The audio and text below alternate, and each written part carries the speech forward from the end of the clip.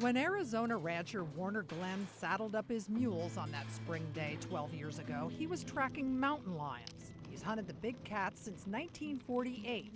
But what he saw that day stunned him. In 1996, I took the picture of that first jaguar right on the far ridge over there. Perched high atop a rock, Glenn took what's believed to be the first photo of a live jaguar in the United States. Then in 2006, he saw another one. Jaguars have a small breeding population in northern Mexico, but are classified as an endangered species. Scientists say there are no more than 120 left in that area. The wildlife corridor here is right on this mountain chain, and that's directly south going into Mexico. Wildlife corridors for jaguar and other animals.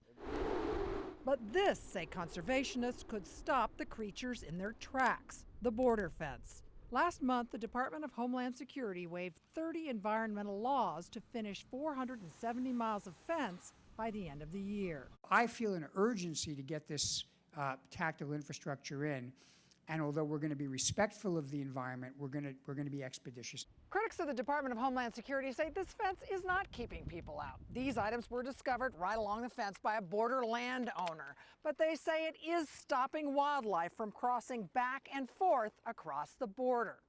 Two environmental groups have filed appeals with the Supreme Court to stop the environmental waivers.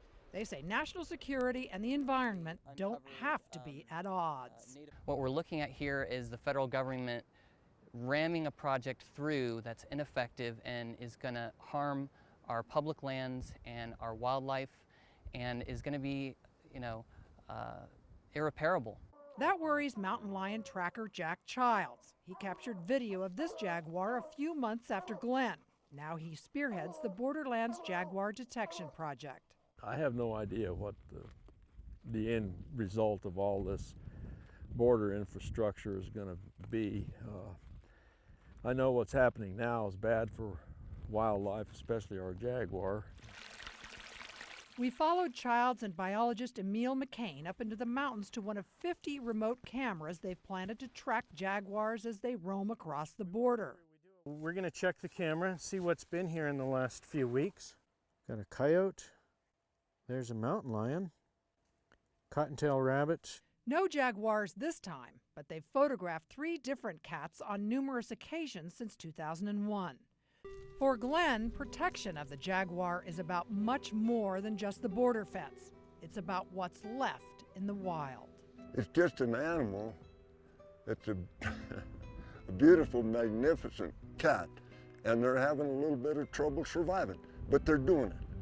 And I would hate to see us do anything that would cause the survival of that cat to go backwards. They're a part of the American West and the American wild as much as the bald eagle or the grizzly bear. Rusty Dornan, CNN, Douglas, Arizona.